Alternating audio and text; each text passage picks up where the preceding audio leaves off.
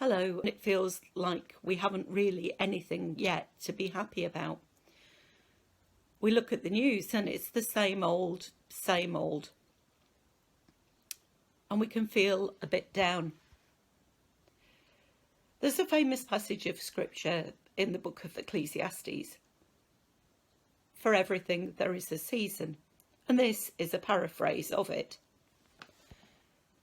The pendulum swings and swings back. Every action has its equal and opposite reaction. So we are born and eventually we die.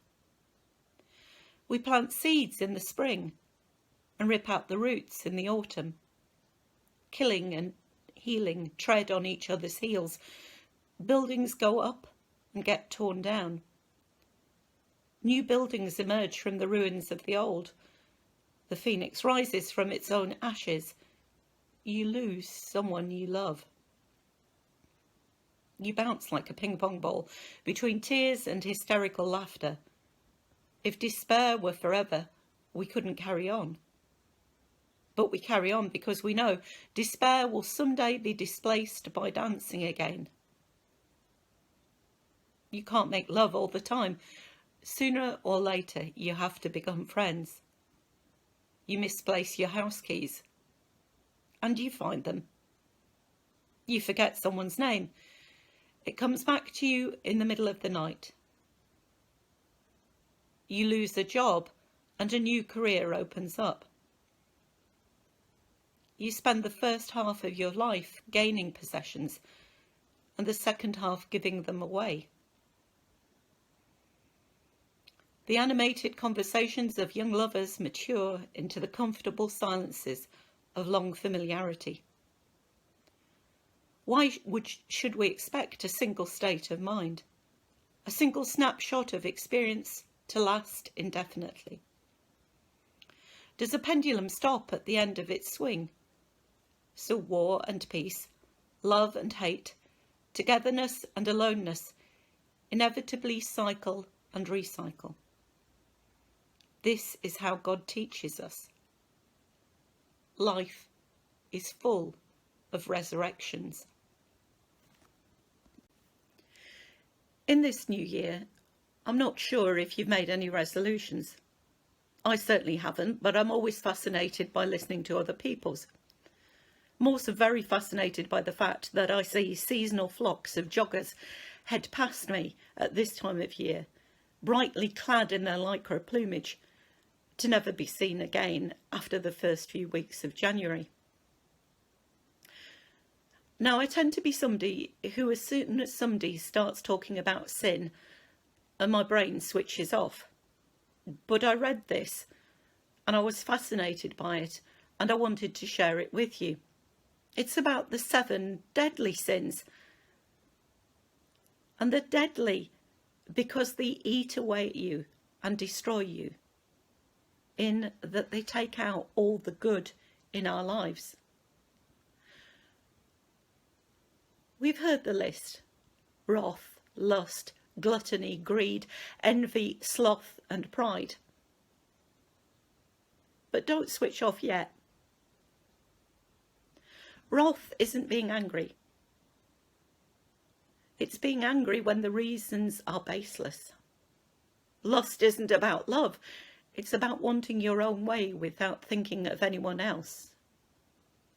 Gluttony isn't eating too much, despite Christmas. It's about having and keeping and hoarding more than you need. Greed isn't about wanting to make your life better.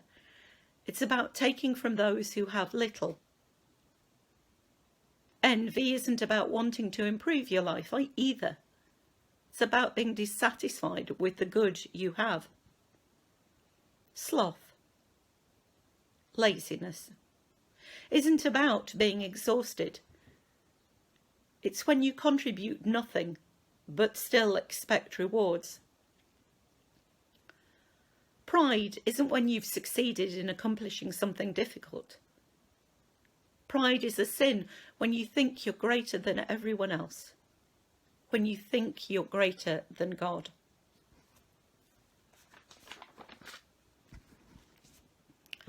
So, what does the Lord require of us? What resolution should we be making? Micah chapter 6 verse 8 says this: to act justly, to love mercy, and to walk humbly with your God. We've all followed the news this week, and we've all seen the scandal of the free school meals, what some people think £30 represents and what it should bring to children who are hungry. There's no reason, especially in the UK, for anyone to be hungry. The Newark Food Bank is still up and running and working hard. Just check out the website to see the list of the most needed items. Loving mercy. Well, mercy isn't really a word we use, but kindness certainly is.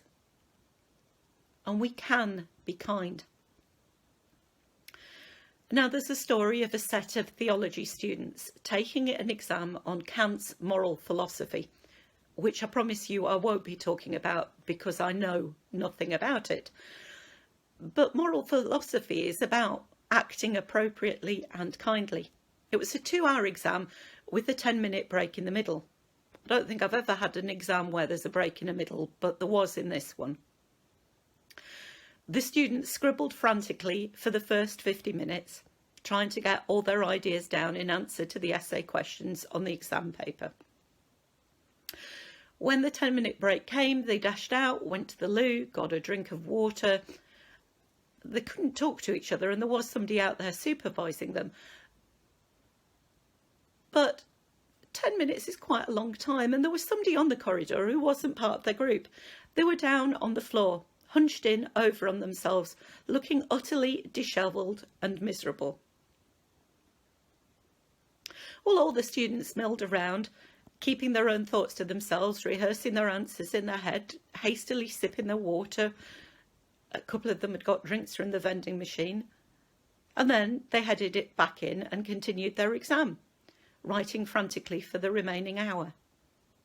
Well, several weeks passed before the exam results came out, and everyone failed.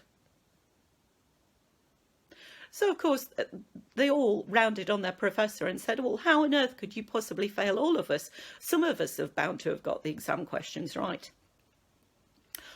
Well, one of the people supervising them on the corridor had been their professor. He'd watched all the students, and not one of them had gone to the man on the corridor and asked him if he was okay. In 2 hours on moral philosophy, in 2 hours and an exam for what it is to act in the right way, not one of them had taken the time in 10 minutes to be simply kind. All of them had failed. The last time I spoke in the 10 minutes, I did speak a little on Deuteronomy and about loving God. But the passage is a bit longer than that, and it's a bit of a mouthful. It says to fear the Lord your God, to walk in his ways, to love him, to serve the Lord your God with all your heart and with all your soul, and to keep the commands and the laws of the Lord this day for your God. It's a mouthful. Micah makes it easier for us, although nonetheless challenging. Act justly, love mercy, walk humbly.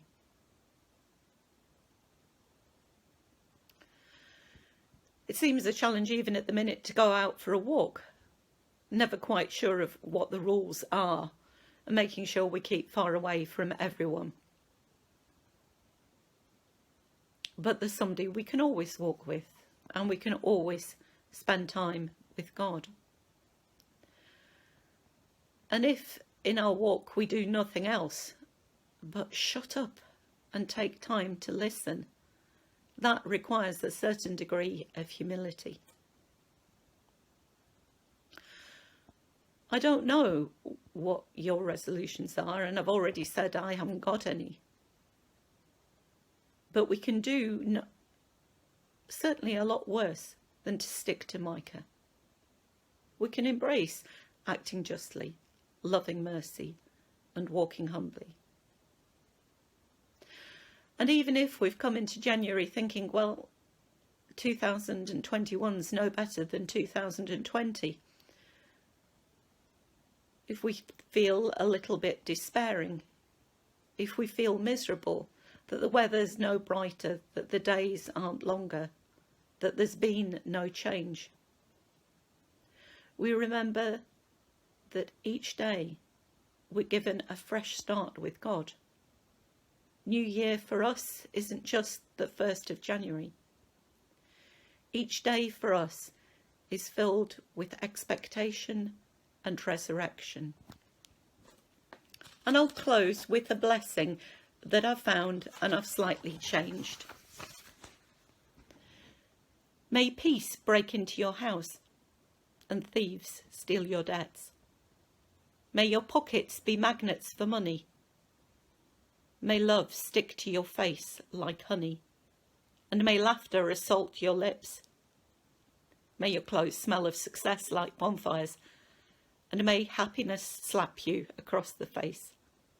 May your tears be of laughter and joy. May the problems you had forget your home address, and may love flood in. May all of you be blessed.